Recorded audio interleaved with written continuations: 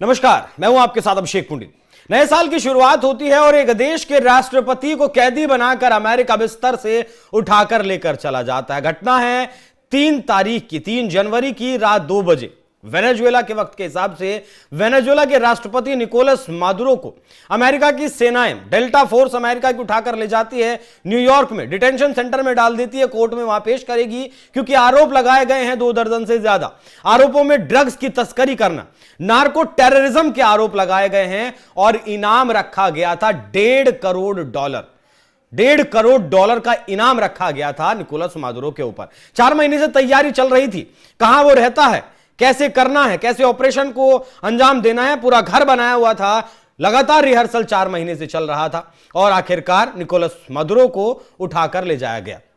Nicolas Maduro ने हालांकि चुनौती जरूर दी थी कि अमेरिका में अगर हिम्मत है तो मुझे उठाकर ले जाओ, मुझे गिरफ्तार कर लो, और अमेरिका ने दिखा दिया कि हां हमारे भीतर दम है, हमें इसीलिए सुपर पावर नहीं कहा जाता है। अब एक तरफ निकोलस मादुरो की गिरफ्तारी अमेरिकी सैनिक करते हैं, दूसरी तरफ भारत में एक अलग तरीके की बहस छिड़ जाती है और भारत में कहा जाने लगता है कि जिस तरीके से निकोलस मादुरो को उठाकर लेकर गया अमेरिका, भारत को भी हाफिज सईद और मसूद अजहर को उठाकर हिंदुस्तान ले आना चाहिए। हाफिज सईद लश्कर तैयबा का संस्थापक है और मसूद अजहर जैसे मोहम्मद का संस्थापक है, और ये दोनों संगठन जितने भी भारत में हमले होते हैं, आतंकी हमले, इन दोनों ही जो संगठन है, आतंकी संगठन है, यही करवाते हैं। पाकिस्तान में दोनों पलते हैं, पाकिस्तान के ही इनके प्रमुख है संगठनों के। भारत, अमेरिका और संयुक्त राष्ट्र ने इन्हें आतंकवादी घोषित किया है। ये दोनों भारत में बहुत बड़े आतंकी हमलों के लिए जिम्मेदार रहे हैं। सटीक संख्या मतलब नहीं बताई जा सकती, यह समझ लीजिए जितने भी आतंकी हमले होते हैं ये दोनों ही करवाते हैं। व्यक्तिगत रूप से बहुत अच्छी प्लानिंग करते हैं। हाफिज सईद लश्कर तैयबा से जुड़ा, उसका प्रमुख है। लश्कर तैयबा ने कितने हमले करवाए हैं, जैसे मोहम्मद ने भारत में कितने हमले करवाए हैं, और क्यों यह मांग जायज लगती है, क्यों हम उठाकर नहीं ला सकते और क्यों अब तक लेकर नहीं आए। क्योंकि जब हमला हमने ऑपरेशन सिंदूर में जब किया और आतंकियों के ठिकानों को निशाना बनाया गया, तो जिस मदरसे में यह मसूद अजहर था उस पर भी हमले हमला किया, लेकिन वो कुछ वक्त पहले वहां से निकल गया। तो क्या हम उसे ठिकाने लगा सकते थे? हमारे अंदर ये काबिलियत है, हमारे अंदर काबिलियत है कि हम उसे उठाकर ला सकते हैं और वहीं जहां वो है वहां भी उसे निपटा सकते हैं, लेकिन ऐसा हम कर क्यों न रहे। लेकिन उससे पहले ये सवाल उठा कैसे? दरअसल असदुद्दीन ओवैसी ने सरकार से मांग की है, प्रधानमंत्री मोदी से मांग की है कि जिस तरीके से वेनेजुएला के राष्ट्रपति को उठाकर ले जाया गया, आप भी लश्कर तैयबा के प्रमुख को, जैसे मोहम्मद के प्रमुख को उठाकर ले आइए। एक बार उनका बयान सुनवाता हूं, फिर आपको पूरा हिस्ट्री इन आतंकी संगठनों का बताऊंगा कि कब कब कितने हमले इन्होंने भारत में किए हैं। सुनवाइए जरा। आज हमने देखा कि वेनेजुएला में ट्रंप ने अपनी फौज को भिजाकर वहां के एक जमहूरी तौर पर मुंतखब शुदा सदर को एक मुल्क से, उसी के मुल्क से उठाकर अमेरिका लेकर चले गए। नरेंद्र मोदी जी, अमित शाह, देवेंद्र फडणवीस, जब ट्रंप अपनी फौज को भिजाकर वेनेजुएला से कदमी को उठा सकता है, जब सऊदी अरब यमन में मुखल्ला के पोर्ट पर बमबारी कर सकता है, मोदी जी हम आपको कह रहे हैं, आप पाकिस्तान में भिजाकर जो मुंबई की सड़कों पर साजिश करने वाले 9/11 के जालिम लोग हैं, चाहे वो मसूद अजहर हो या फिर लश्कर तैयबा का वो जालिम शैतान हो, मोदी जी 56 इंच का सीना है तो भिजाकर उठाकर लाओ। अगर ट्रंप कर सकता है तो क्या आप कम है? जब ट्रंप कर सकता है तो आपको भी करना पड़ेगा, क्योंकि मोदी ने कहा था अब की बार ट्रंप सरकार।